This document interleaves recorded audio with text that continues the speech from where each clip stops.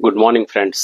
1 મિનિટનો સંદેશ. આપણે જોઈ રહ્યા છે જૂનો કરાર, રાજાઓનો સમય ને પ્રબોધકોનો સમય. જે સમજવો સૌથી અઘરો છે એને સહેલો બનાવવા માટે આપણે યત્ન કરી રહ્યા છે. રાઈટ. આપણે ગઈકાલે યિર્મયાહ પ્રબોધકના સંદર્ભમાં ઘણું બધું જોયું હતું. ઈશ્વરે એમને જે ટાસ્ક સાથે, હેતુ સાથે મોકલ્યા હતા, એ કઈ રીતે આગળ વધે છે એના સંદર્ભની અંદર આપણે જોયું હતું. રાઈટ.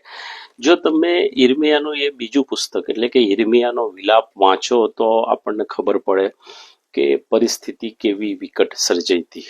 યિર્મયાની નજરની સામે યરુશાલેમનું એ ભવ્યાતિ ભવ્ય મંદિર, જ્યાં ઈશ્વરની સમક્ષતા હતી, સુલેમાન રાજાએ જે બાંધ્યું હતું મંદિર, યરુશાલેમ શહેર જે મોટા રાજાનું નગર હતું તે, અને સિયોન નગર જેને દાઉદનો કિલ્લો પણ કહેવામાં આવતો, દાઉદ નગર પણ કહેવામાં આવતું હતું, એ બધું જ બાળીને ભસ્મ કરી કાઢવામાં આવે છે કે જેથી એ ભવિષ્યવાણી પૂરી થાય કે તારા પર એક પથ્થર પર બીજો પથ્થર રહેશે નહીં. પ્રબોધકે કીધું હતું એ ત્યાં પરિપૂર્ણ થાય છે. રાઈટ. અને એવા સમયે યિર્મયા ત્યાં હયાત હતો ને એની નજરની સામે એની આંખોએ આ બધું જ નિહાળ્યું હતું. બરાબર. અને જે પતન થયું એનું આ શોક ગીત છે. અને તમે પહેલા અધ્યાયની પહેલી કલમથી છેલ્લા અધ્યાયની છેલ્લી કલમ સુધી વાંચો તો એની અંદર વિનાશની જે પૂરી ભયંકરતા હતી એનું વર્ણન ત્યાં આપણને જોવા મળે છે. અને ઈશ્વરની વિરુદ્ધ, ઈશ્વરની આજ્ઞા નહીં સાંભળીને, ઉથાપીને, ઈશ્વરની વિરુદ્ધ જઈને જો વર્તીએ તો એનું શું પરિણામ આવે, એની કેટલી મોટી કિંમત ચૂકવવી પડે, એ આપણને ત્યાં જોવા મળે છે. પણ એની સાથે સાથે તમે 5મો અધ્યાય વાંચો, યિર્મયાનો વિલાપ ને 5મો અધ્યાય, તો ત્યાં આપણને આશા દેખાય છે. કઈ આશા દેખાય છે? કે ભલે એ ભવ્યાતિ ભવ્ય યરુશાલેમ મંદિર ને યરુશાલેમ શહેર ને દાઉદ નગર ને બધું ભસ્મીભૂત થઈ ગયું હોય, પણ ઈશ્વરનું રાજ્ય સનાતન છે, અવિચળ છે, અનંતકાલિક છે. રાઈટ. જેના તમે ને હું નાગરિક છીએ. મીન્સ અહીંની વાત ભલે પૂરી થઈ જાય, પણ જે તમારા ને મારા માટે આ જીવન પછીનું જે જીવન છે એ આશીર્વાદિત છે. પણ એના માટે હોમવર્ક અહીંયા કરવું પડે, પ્રિપેરેશન અહીંયા કરવી પડે, પ્રેક્ટિસ અહીંયા કરવી પડે, તો પરફોર્મન્સ ત્યાં થશે.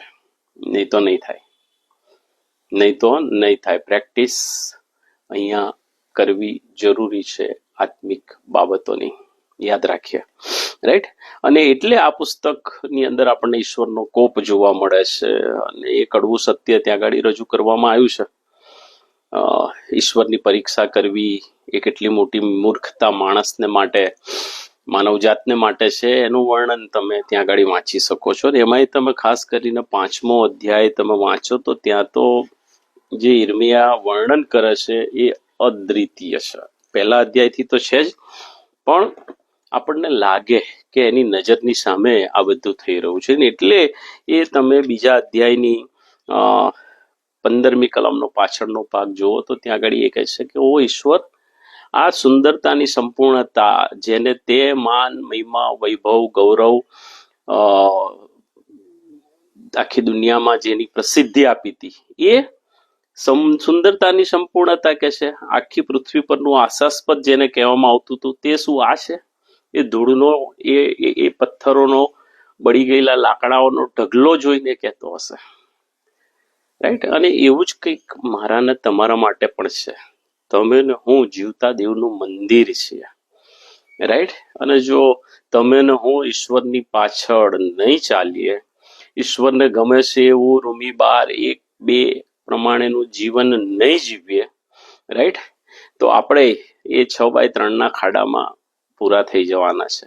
કેમ? કારણ કે જો નહીં ચાલીએ તો આ મરણ પછીનું જીવન નથી, અનંતકાલિકનું જીવન નહીં પામી શકાય. અને એટલે વાલાઓ, અહીંયા જે જીવન જીવીશું ઈશ્વર સાથે, ઈશ્વરના વચનોની સાથે, ઈશ્વરના લોકની સાથે જેટલો સમય વધારે ગાળીશું ને, એ પ્રેક્ટિસ ત્યાં પરફોર્મન્સ કરવા માટે કામમાં આવશે. એટલે ઘણા લોકો પ્રશ્ન પૂછે કે પછી સ્વર્ગમાં શું આપણે ખાલી આભાર સ્તુતિ જ કરવાની? અરે ના વાલાઓ, ઈશ્વરની સાથે બેસી, પ્રભુ ઈસુ ખ્રિસ્તની સાથે બેસી અને કામ કરવાનું છે. પણ એ કામ કરવાની પ્રેક્ટિસ અહીંથી કરવી પડશે, તો ત્યાં પરફોર્મ કરી શકીશું. સાદી ભાષામાં સમજી શકાય એવી આ વાત છે.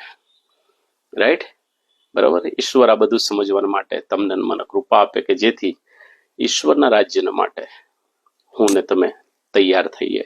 જેમને સાંભળવાને કાન છે સાંભળે, કારણ કે જેમની વિનાશ કાળે વિપરીત બુદ્ધિ આગળ વધી રહી છે, રાઈટ, એમના માટે આ ચેતવણી છે.